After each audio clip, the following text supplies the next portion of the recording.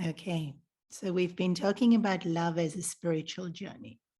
And the spiritual journey culminates in devotion. So when we love God, when we love the higher, then that becomes devotion. Love, even with each other, is still a spiritual journey because when we love, it brings out the very best in us. All our virtues are at the highest when we love. And so we nicer people when we love. And when we love, that's our nature. So that's also us being ourselves is also spiritual. And when we love, we're very strong. So even any kind of love, we love our spouses, our children, our parents, our friends. All of that is already a beautiful spiritual journey. But when we can turn that love with that same intensity to God, and that's the important bit, with the same intensity.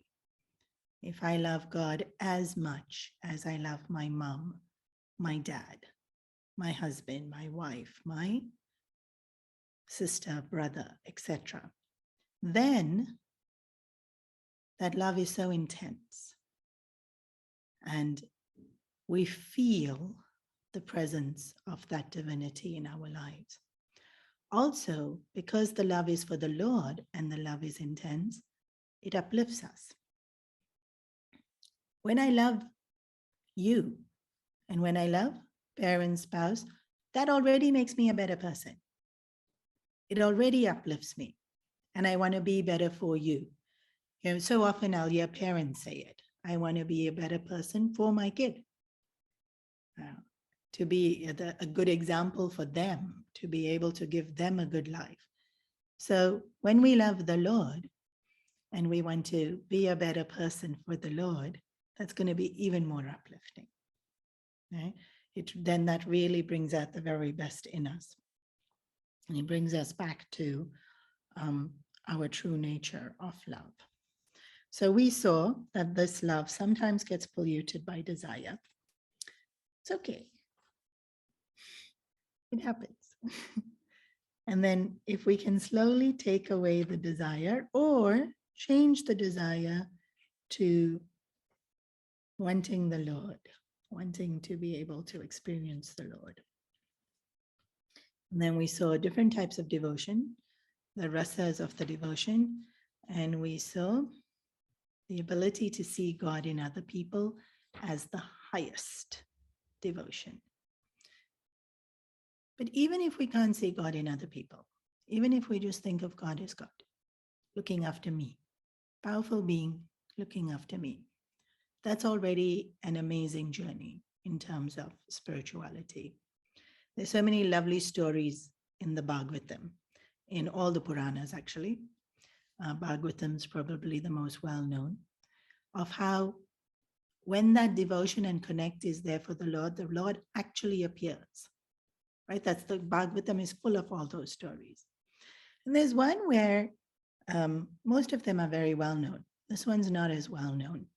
There's a character called Bharat, and he's the king that India is named after. There were two very great kings called Bharat. One's related to the Shakuntala story. And so very often that story gets told. And if you don't know the Shakuntala story, it's okay. But this is the one in the Bhagavatam, it's actually written that the Bharat that India is named afterwards, he was an incredible king, probably all through the pages of history, India's greatest. He really ruled by example, and he really ruled with so much dharma and so much love. And he ruled with an amazing amount of dispassion, because there's this trend in the Bhagavatam where they tell you about a king and how he was so amazing. And then at a certain age, he gives up the kingdom and he goes to the forest. There's something like, I think there's like 6 stories about kings that do this. So I remember when I was doing the Bhagavatam with the Bal Vihar, I would start the Bal Vihar class and I'll say there was a king. And then this one naughty kid would be, let me guess. he gave up the kingdom and went to the forest. Yes. King Bharat gave up the kingdom and went to the forest. So in the forest, there was a roar of a lion. And so he opened his eyes and he looked around. And what he saw was not the lion, but a deer who was full-term pregnancy. And deers tend to get so scared, right? That term deer in headlight is that they literally freeze. They get so scared. And the baby was born. That's how scared she got when she heard this roar. But I think it was all a bit too much. And the mother deer dies. And so King Bharat sees this little baby deer that's just been born and takes it under his care. And he's feeding him and nurturing him. And so now instead of meditating, all he's doing is, where's the deer? Has the deer eaten? And he'll be closing his eyes to meditate and he'll think, is the deer okay? And so like meditation's gone. Now the whole life was centering around the deer. And this comes in the Bhagavatam. He gave up his wife, he gave up his kids, he gave up the kingdom and went to the forest to meditate and got attached to a deer. Like our mind is so tricky. So quickly it can forget, right? That what our main point, not that he forgot, he would sit for meditation, but he was meditating on the deer. So the meditation was completely disturbed. So he dies. And unfortunately, his last thought was of the deer. And so there's the Gita verse, which pretty well known if you've been listening to satsang, that the last thought we think before dying is usually where we go. And so very important what we're thinking at the time of death. So he was born again as a deer. From being the most amazing king in all of history, that India is named after him, to be born as a deer. And so this is the second point of the Bhagavatam, that we have this weird, secure notion that once we're born human, we'll always be born human and all will be well in our lives. I don't know why we have this false security that or sometimes when people come to money and they just think they'll always just have the money. I know, why? If you were with it once before, what makes you think now you'll just always have it? But we do that. Or like when people are young, when we were long ago young, then you just think you're always going to be young.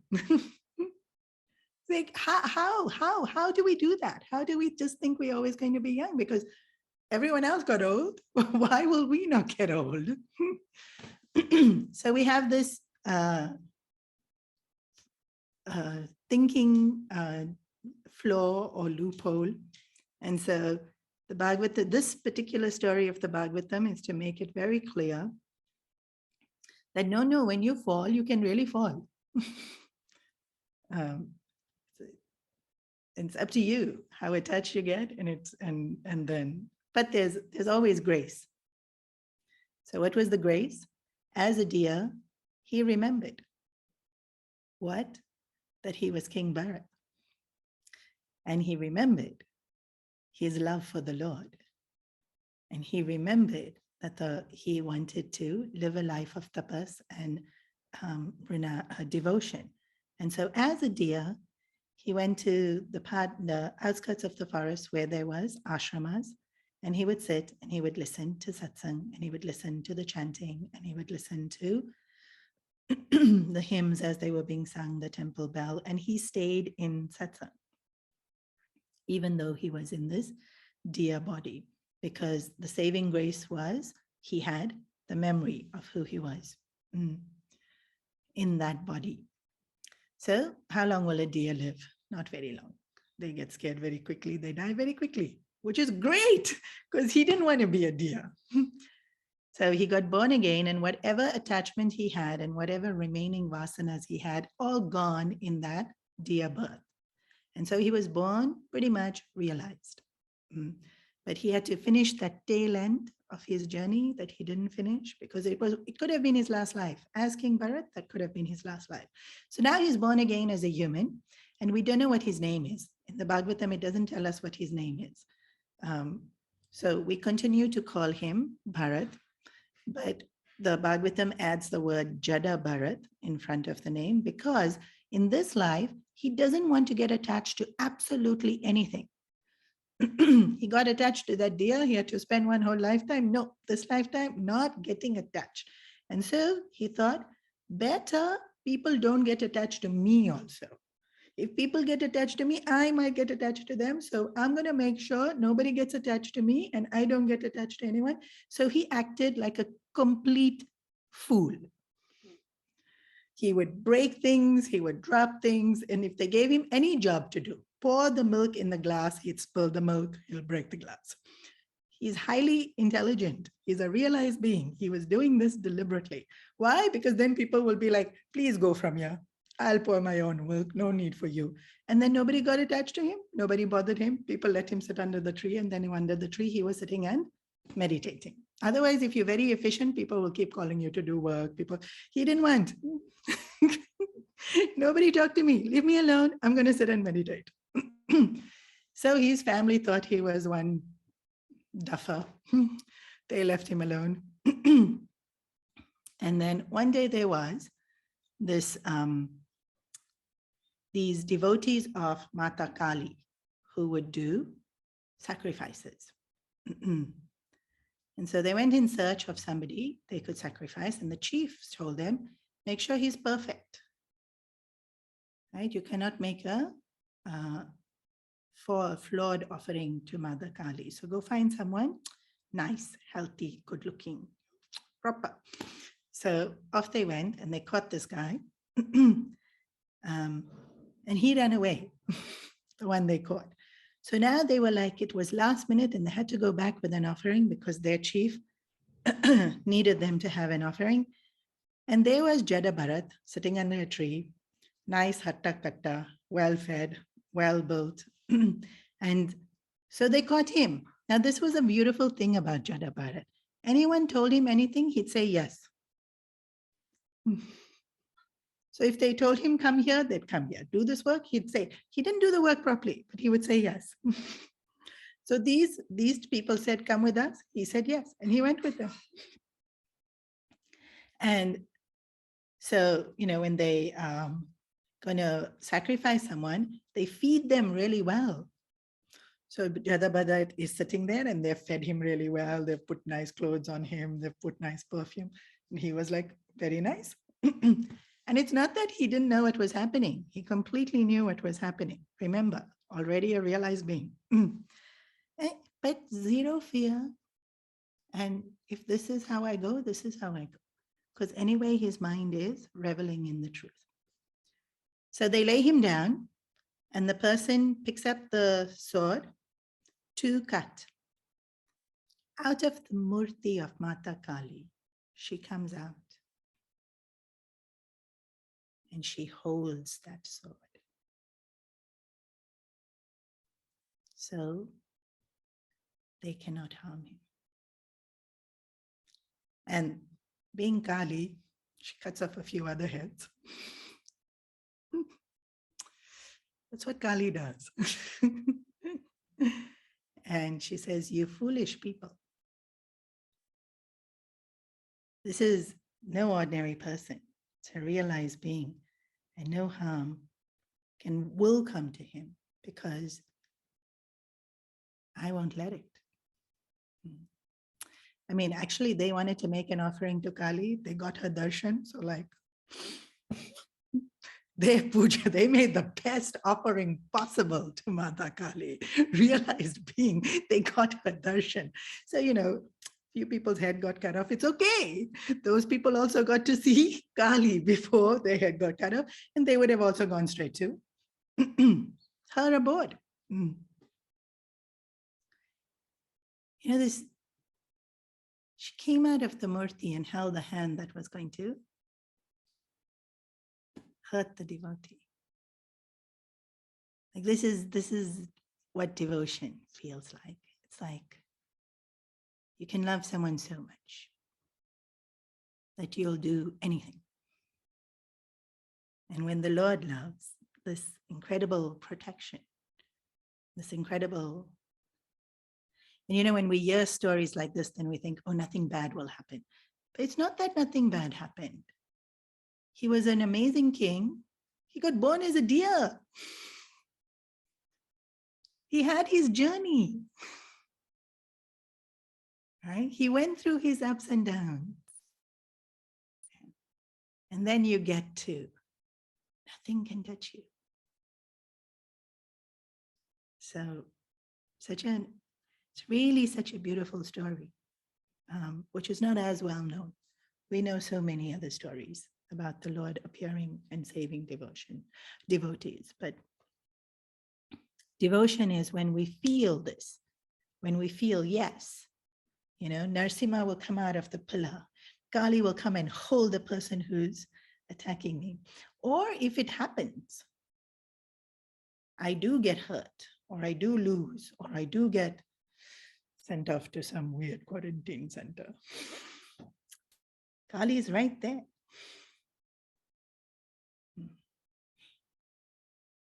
Still fiercely protecting me, making sure I get stronger so that I get to that point where she will come out of the murti. Right? I have to go through this to get stronger. She's making me go through this to get stronger. He's making me to go through this to get stronger. And then that strength that gives us is incredible. And so please, please, please, it's not that things won't happen. It's that we know divinity is with us when it happens. And we know that it's just going to make us closer to the Lord, to get to that point where nothing touches us. Okay, so we seeing now this very last chapter of I Love You Letters, chapter 12. I Love You, the final chapter 12. The fool is worshipped only in his house. The rich man is respected in his own village. The king is honored only in his own kingdom. But the wise man is worshipped, respected, and honored in all places, at all times, under all conditions. Beloved ones, Om Namo Bhagavate Vasudevaya. Namaskaram. The measure of our freedom is the measure of our ability to give love. It is our inner shackles that take away from us all our love and make us hungry and thirsty for love from others. Therein, man becomes a slave to the world of tempting objects and charming beings. Such a person thereafter becomes a passive or an active receiver of love, a masochist or a sadist. Both live indeed a miserable existence. Such persons can never grow to be great men and women of their era. You, my children, are being trained to be world-renowned artists, writers, scientists, leaders, and spiritual masters. Such a spectacular self-expansion cannot be had if we grow to be beggars of love from money, power, or other lifeless things, and from a host of living beings. Without a full spirit of sacrifice, don't try to walk love's footsteps.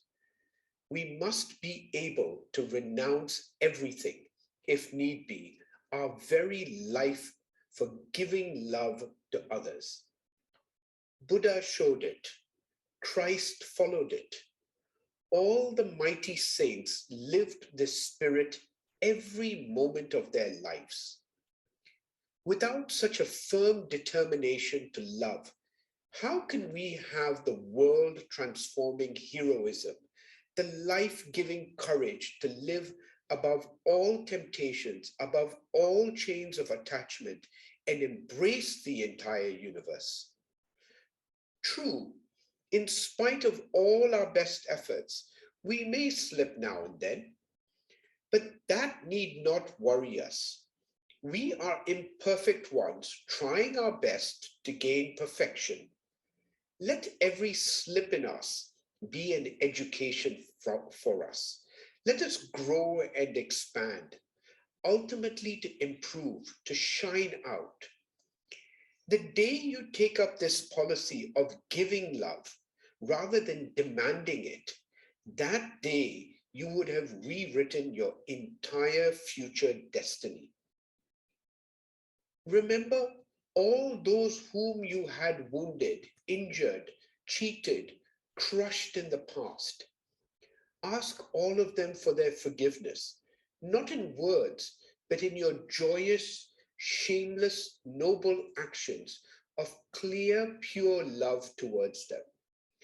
Let our present actions atone for our past mistakes. Have you not seen a child in anger at one moment kick, scratch, pull the hair, beat, cry in the lap of its mother? But as soon as that anger is gone, the same child, in all its pure love, freely runs to its mother, laughing, giggling, kissing, and making mother totally forget all the past and get ready to do anything to protect and nourish the child? Have you watched this? Be then a child in life. In your anger or passion, in your selfishness or hate, you might have done wrong to others earlier. Stop them now onwards. And now atone for all that you have done in the past. Just as in the past you planned to bring sorrow to others, now plan elaborately to shower joy upon them. Any little seva to others at any time is a glorious chance that the Lord has given to us to serve Him. Make use of every such chance. It doesn't matter who the other is. Narayana may come to us in any form, at any time, under any situation. Destroy no life knowingly as far as you can. Respect all life, however insignificant it may be. But that which does harm to man must be sacrificed. The germs that harm the patient, weeds that kill the flowering plants, pests that annihilate agricultural production. Enemies of the country bring disaster to the nation. Dishonest members corrupt the society. A characterless politician invites sorrow upon the people. These are all pestilential threats to life, and so they must be destroyed to save and serve life. Be ever a dynamic and intelligent servant of the living. Whenever in doubt, remember what Sri Ramachandra Ji did under similar circumstances. What would Lord Krishna have done? How would Swami Vivekananda have reacted? How would the rishis of yore have faced it? What you then feel, fulfill it without any hesitation. That is the only basis for all right actions and noble deeds. Be honest to yourself, to your convictions. Let the world bark. The world around you will never remain silent, except at the threat of the whip, or at the sight of the police boots, or at the sound of the machine guns. We must joyously move along through the din and roar of criticism, doing good, honestly serving, deeply sincere, flooding everyone with the clear, cool waters of our gushing love. Such a giver of love, who has in him the necessary love and the mental freedom to give, is a true Hindu, a sage, a real Manava. A team of such men alone can salvage the present world from its nasty predicament of self-destruction and set it on the royal path to enduring peace and meaningful progress. In order to achieve it, we want you children to discover from your religion and belief a relevance to the life around you in today's world. You must make the effort every day at home, in the school, on the way en route to participate in the life of others around you. Be openly happy in the joy of others. Be sincerely sympathetic in others' sorrows. Let us try our best to help others, if by nothing else, at least by our loving, encouraging words of deep love and concern for the unhappy ones. There are in life many cheats. There are many misguided ones pretending sorrow to get sympathy, to receive love. Please don't condemn them. They are helpless and unfortunate victims of their own deformed, ugly minds. Have tolerance for them. Try to help them to see their folly, to get up and again stand upon their own sturdy, strong feet in life. Never stand apart in life as a mere helpless spectator. You are a Chinmaya Balvihar child. Every occasion is a chance to serve, given to us by our beloved Gopal Bala. Never forget the mighty threats that came to the charming child of Yashoda. He smilingly faced them all, fearing none, hating none, ever smiling, ever bringing gaiety and cheer to all around him. If you are his devotee, how can you then behave differently? Daring involvement in the life around with unabated enthusiasm, ever seeking to serve all, is the Krishna way of life. And that is the life of one who lives to give love. Be a God-like giver, never a dog-like receiver of love. Swami Chinmayananda, Uttakarshi, 20th October, 1968.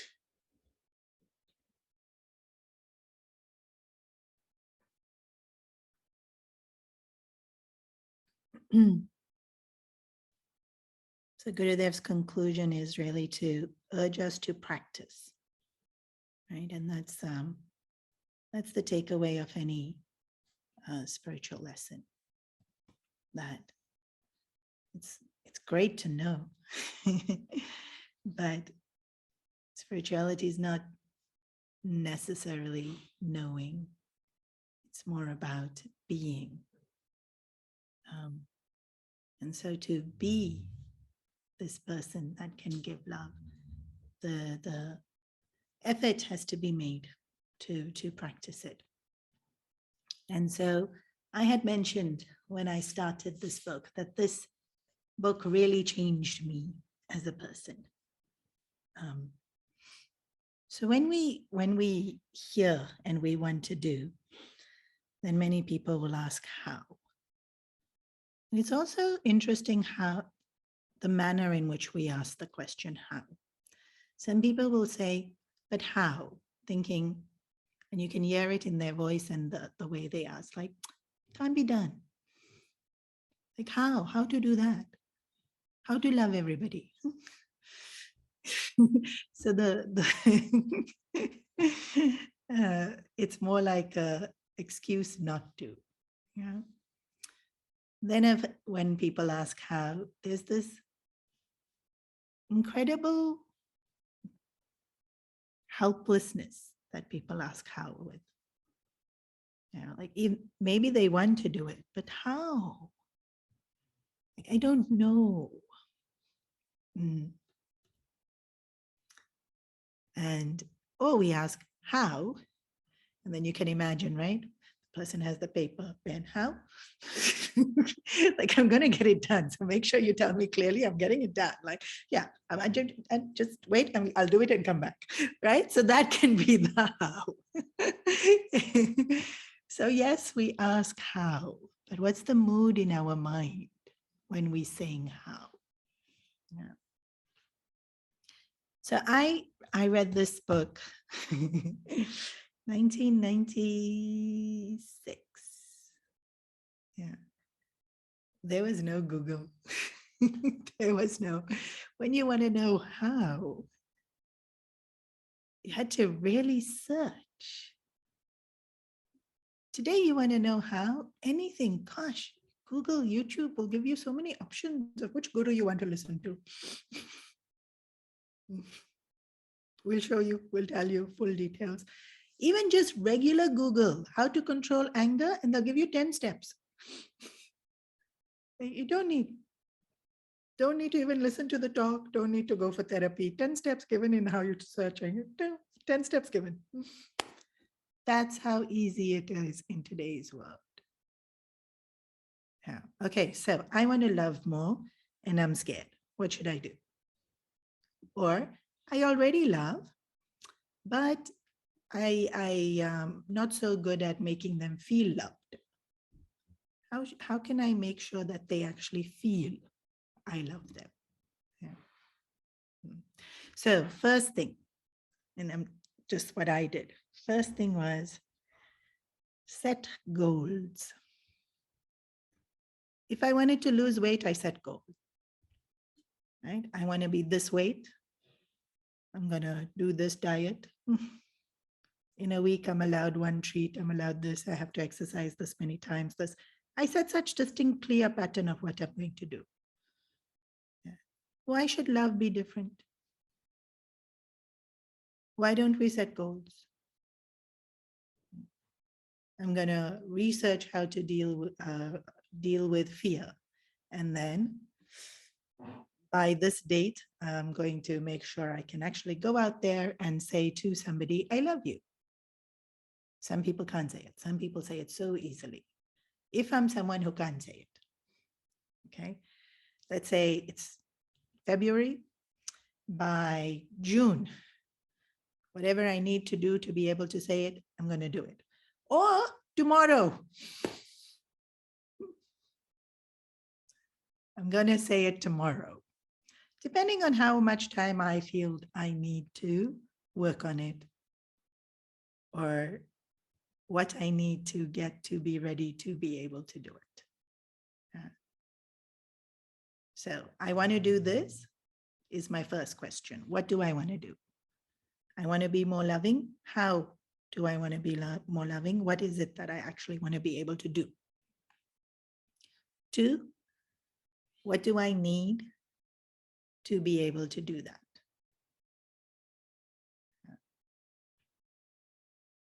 Create a very clear plan and then set out and do it.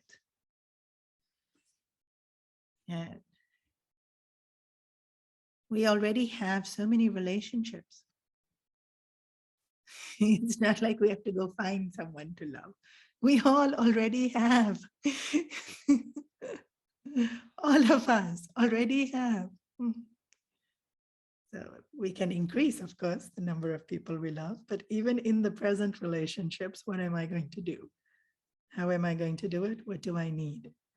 And it's very individual because personalities are different. Like I said, some people really struggle to say, I love you. Really, really struggle to say it. I don't know if I've already mentioned this.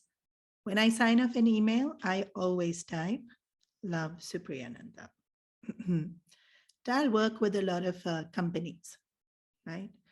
And so if I'm writing a letter to the lawyer will have sent them email and they will say regards or sincerely, and they'll sign their name and I'll reply the email and I know it's to the lawyer and maybe I met them, maybe I haven't met them, and I will sign off, love Supriyananda. Taxation office or government officials, when we've had to deal with permits, they'll send an email and we'll get to the bottom of the email. And then it's like, I don't think, oh, this is to some random person in a taxation office, just write kind regards. No, I will sign love Supriyananda because I've decided I have to be more loving in life. So I remember I was working with a designer in India, and they went to ashram devotees. It was a professional relationship. I found them as designers. I was making a book for that was a Yash book, the very first Yash book, and it was a pop-up.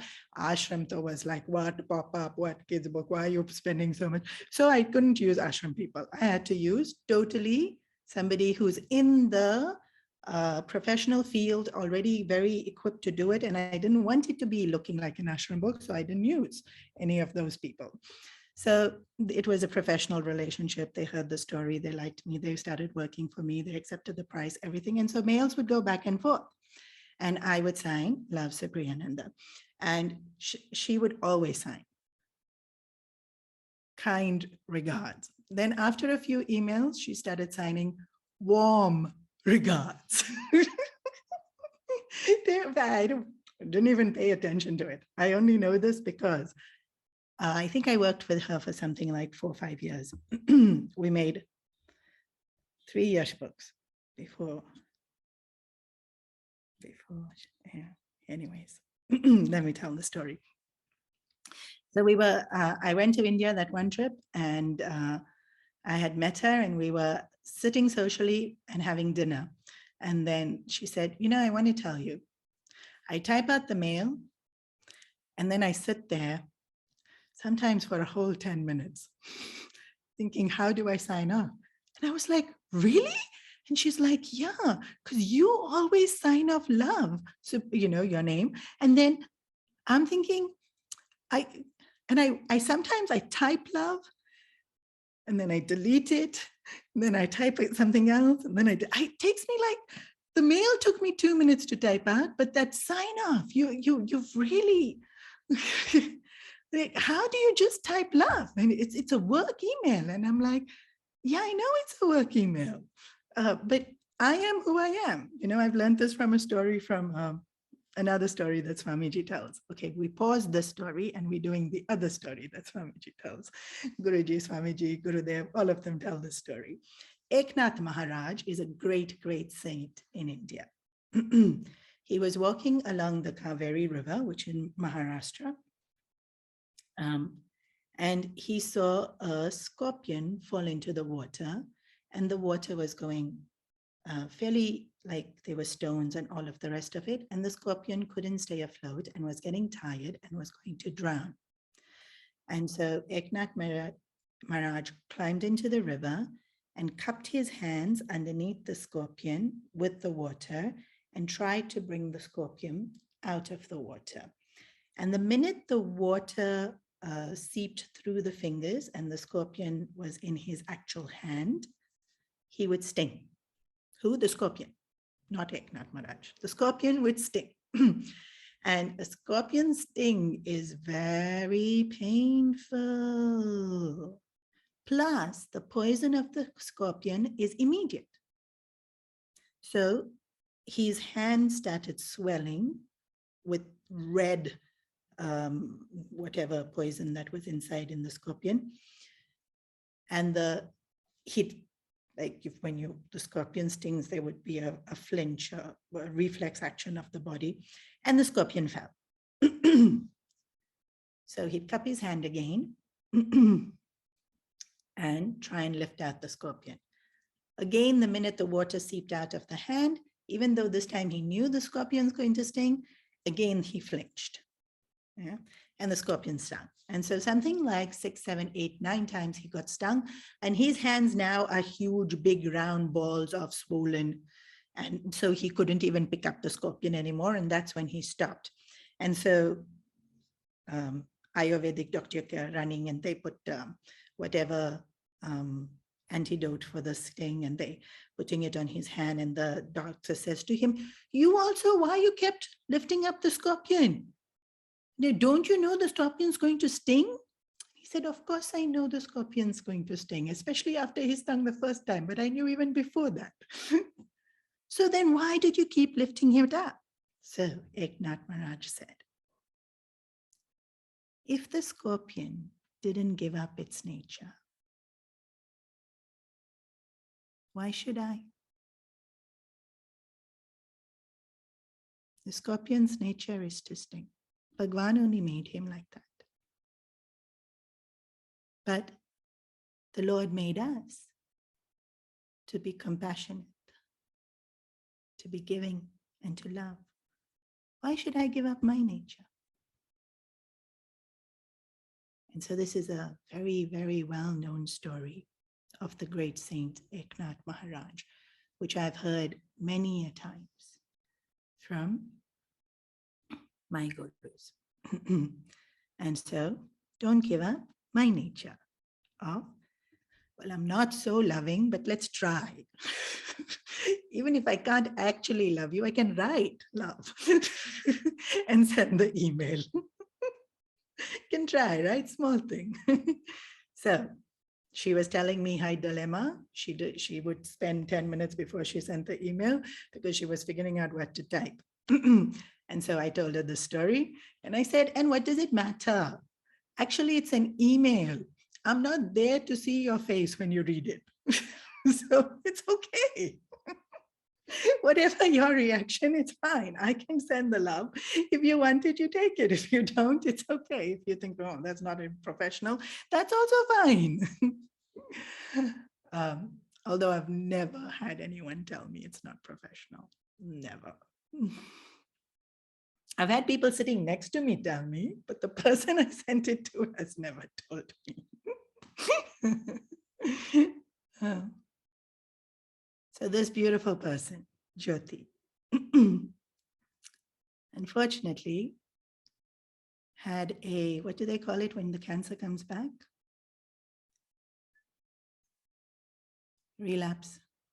I don't know, I think there's another medical word, but anyways, she cured herself from the first bout of cancer and it came back. And unfortunately, when cancer comes back, it usually comes back with vengeance. So she didn't have long from when the second time the cancer came back. And she called me to tell me.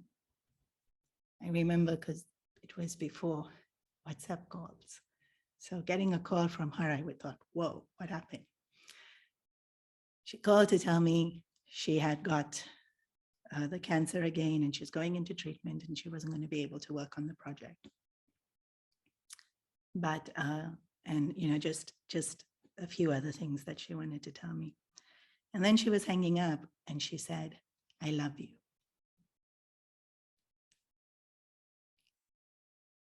And I thought to myself, she couldn't write love on the email. And we had gotten close over the years, working together. We had gotten very, very close. And when it came to, I don't have much longer to live, she ended the conversation with saying, I love you. And then unfortunately, I didn't get to see her again, but I spoke to her a few times. And my last conversation with her, I said to her, you know, amazing on saying I love you. It's just rolling off your tongue. And she said, I say it to everyone now. I say it to the doctors. I say it to the nurses. I say it to the watchmen. I say it to everyone now. And I said, that's awesome. And I'll never forget. She said, I don't know why I made such a fuss.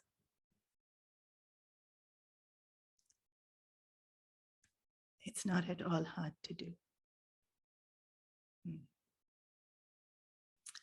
And, you know, she's one of these beautiful people that have been in my life who I am so incredibly privileged to have seen her journey. And I think I was so privileged to see her journey so that I can share it. So often we make such a fuss. What will they think? Why should I? Shouldn't I? Should I? Shouldn't I? I want to, but what will they think? We make such an unnecessary fuss. If we love, the nature of love is to give. Even if we don't love, give, and then love will come. And so I read this book cover to cover in that 1996. And I remember putting it down thinking, okay, how am I going to love? Not how to know. It's like how, let's do this. Yeah. And you know, when we sincere, it comes to us, but we have to want to know how.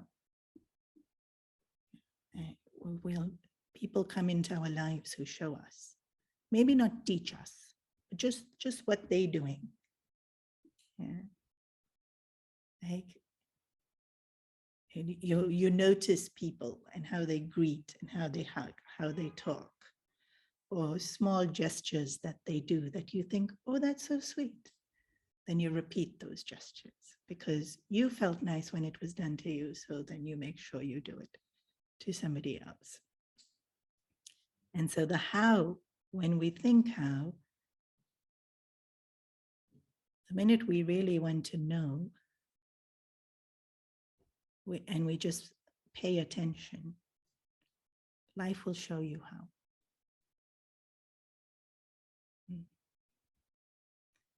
And then we have to be brave enough to actually do it.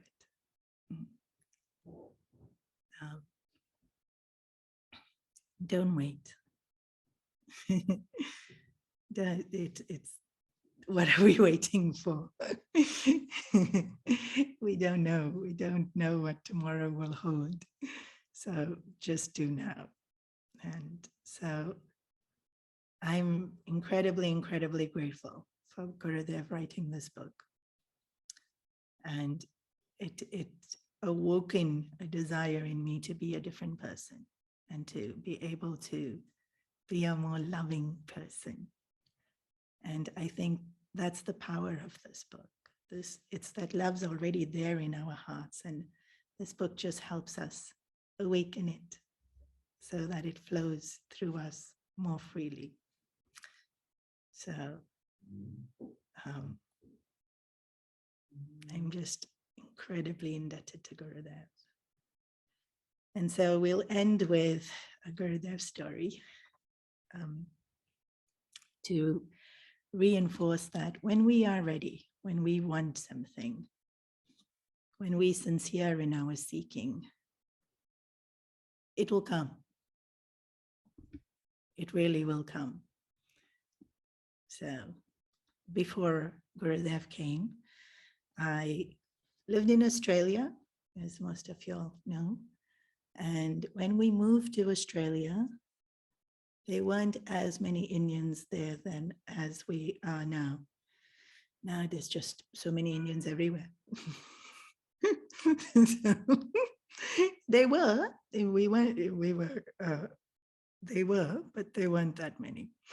And so this boy asked me in school, "What are you?" And I thought, what kind of question is that? What do you mean, what am I? And what he meant is, which religion do you belong to? So I'm Hindu. And I said it really proudly, Hindu. And then he asked, what does that mean? And I didn't have a clue. What does it mean? I don't know what it means, but I'm Hindu. Well, how can I be Hindu when I don't know what it means? But, to my credit, I was very young. And so I was filled with this longing to know what it means. What does Hindu mean? What's it all about? What's the teachings? Okay. And so we had gone to the Indian provision shop to do weekly Indian provision grocery shopping. And so this was long ago, because there were VHS cassettes that you rented out for a week and you had to take it back. Some of you will remember those days.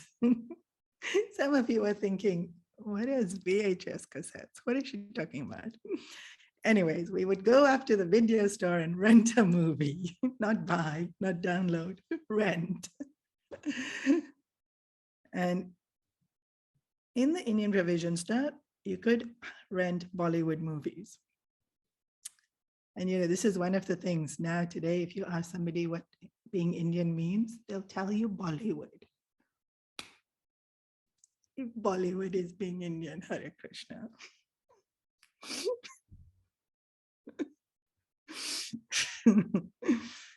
So on the very top shelf in the corner, collecting dust, was the Ramayana. That Ramanan Sagar's Ramayana, very, very famous. So I asked my mom if we could rent it. The look on my mom's face, what's wrong with you?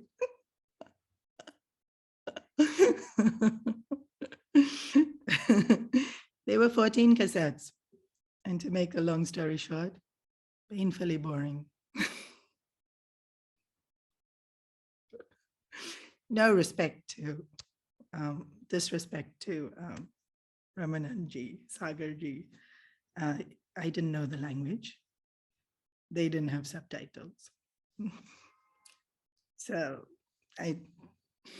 you're watching people acting in very different culture, because I'm NRI.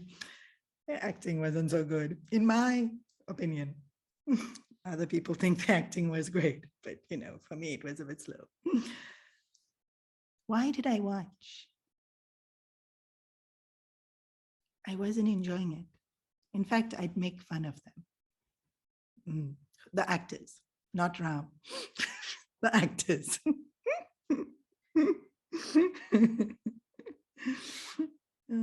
You must remember I was very young.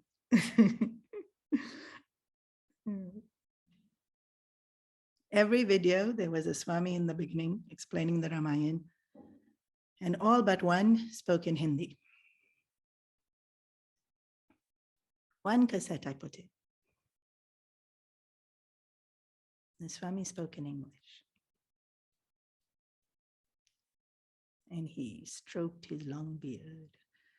He sat cross-legged with his leg on top of his knee, with a pointer in between his toes, shaking his foot. I was like, who's this? I didn't even hear what he was saying. I was just so fascinated by his idiosyncrasies. I thought he rolled his R's, and like his accent was so strong, and he was like tall, and then he'd suddenly take his hair, and it was, I was like, who is this? And then when he finished talking, I rewound because I wanted to actually hear what he said. Because the first time round, I was just so amused by him, I didn't hear what he said. So each video cassette is 3 hours. There were 14 video cassettes. Somebody do the math. How long did I watch? Why? When it was painfully boring, why did I watch that whole Ramayana? So that I could meet my Guru.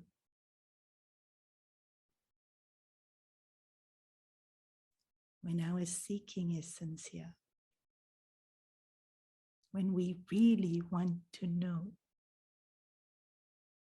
in one way or the other, it will come to us. We have to do our bit. And so Ramana Maharishi used to say, we have to take one step towards God, and he'll take 10 towards us. My one step was, I watched a boring video. Hoping, actually the whole time I watched the Ramayana, there was this, something will make sense. I'll figure out why I'm Hindu, something will make sense. It's the Ramayana, it should tell me why I'm Hindu. That's the reason I kept watching.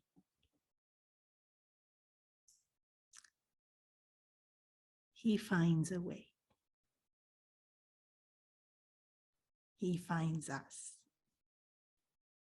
when we are sincere. If we really decide we're going to love more, he'll find a way to show us how.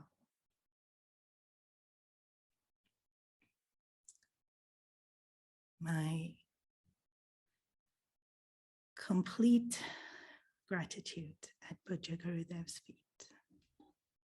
If I'm able to say even one word, it's his grace and his grace alone. With this, we conclude this beautiful book. Please read it and reread it and revel in the message and know that he loves you. And he found you.